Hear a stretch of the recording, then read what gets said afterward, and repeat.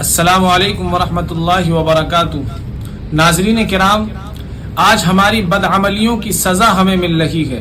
نہ زمیندار کو راحت ہے، نہ کسان کو، نہ کارخانے دار کو سکھ ہے، نہ مزدور کو، نہ دکاندار مطمئن ہے، نہ ملازم۔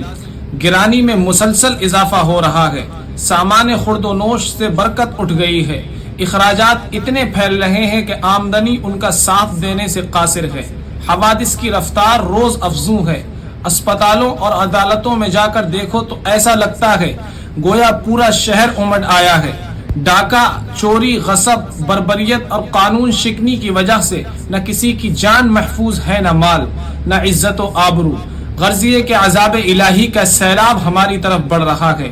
اس سے بچاؤ کی ایک ہی صورت ہے کہ اپنی زندگی میں تبدیلی پیدا کر کے خدا تعالیٰ کی بارگاہ میں رجوع ہوں، احکام الہیہ کی پابندی کریں، خدا کے گھروں کو